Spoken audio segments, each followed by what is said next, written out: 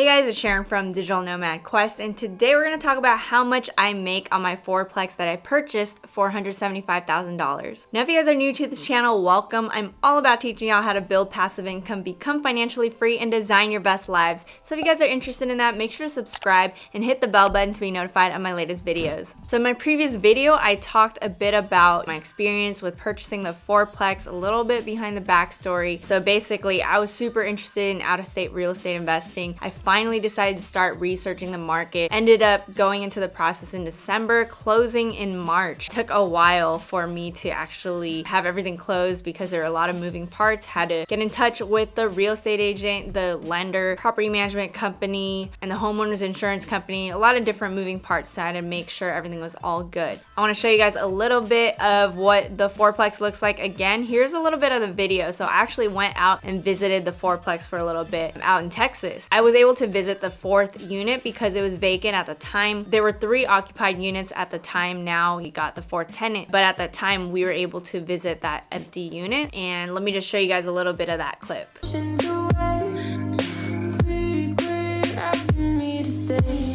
I'm weak under your grasp, and my heart, it won't last. No, my heart won't last. I thought it'd be me and you.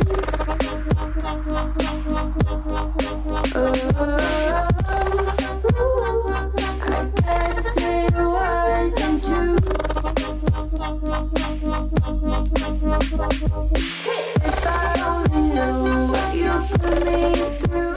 Alright, so as you can see, the fourplex is nothing too crazy, nothing too fancy. It needed a little bit of repair, but not too much, as you can see. I wanted it to be in that condition where it's definitely decent to live in, but I didn't want to do anything too fancy to it. So the purchase price of this fourplex, again, is $175,000. So with my loan, I put in a 25% down payment. 25% is usually the requirement for multifamily units. So I ended up paying $45,000 for the down payment as well as closing costs. So my agent actually made kind of a unique contract where the seller contributed to some of my closing costs. So that's why I paid about $45,000. And then on top of that, I paid about $5,000 in repairs, including this AC unit that I recently had to put into the fourplex because the old one had issues. But other than that, most of it was like cosmetic repairs that they wanted to fix up for the 4th unit. Aside from that, there will be ongoing maintenance. So my property management company handles a lot of this, but I have to pay the repairs. They help me coordinate everything. In terms of expenses, I pay about $1,000 a month for mortgage, property taxes, and homeowners insurance. So mortgage is a little over $600, and basically the lender was like, do you want to open an escrow account where it includes your property taxes and your insurance? And I said, why not? Because I might as well pay that monthly sum so I don't have to think about it. So the great thing is, obviously, I am paying down the mortgage while everything's going on. And then I pay $150 a month for water and trash. And then I pay 10% for property management fees. So the standard is usually around 8 to 10%. 10% is a little bit on the higher end. I could have actually gotten it for 8%. However, this company had better reviews. I called them and I really felt like I trusted them more than other companies I called. So that's why I went with them instead. I really felt like they could handle it better. Their reviews were amazing. So 10% is essentially $209.50. It's 10% of the rent. So I'll talk a bit more about how much I get from the rental income. So in my analysis, when I'm looking at deals, I usually allot 10% for repairs and maintenance as well as 5% for vacancy. And when I say that, that's again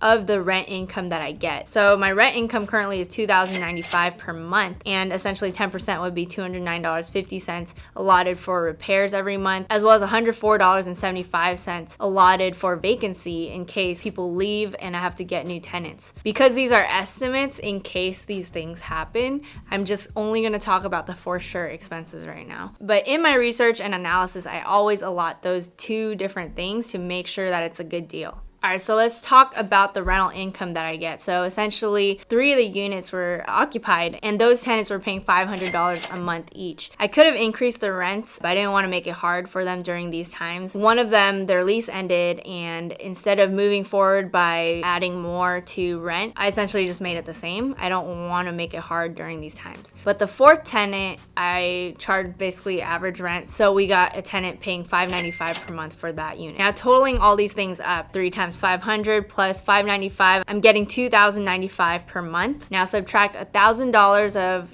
mortgage, property taxes, insurance, as well as $150 for water and trash, as well as property management fees of $209.50. I'm getting around $735.50 of monthly cash flow. So that's a good amount, right? If you're gonna subtract vacancy and repairs that are estimates, $735.50 minus $209.50 of possible repairs and $104.75 for possible vacancy, that equates to about $421.25. Worst case scenario, a lot of things need maintenance and I get tenants who leave, then I would actually be getting $421.25 per month in cash flow. I'm happy about it. I know that I could increase the $735.50 cash flow if I wanted to in the future when everything stabilizes, when the market increases. We'll see what happens, but I'm already happy with $700 a month in cash flow. Obviously, this covers my mortgage as well. So on top of everything, I'm getting this much, and I don't really have to do much management. I have a property management company that I can interact with,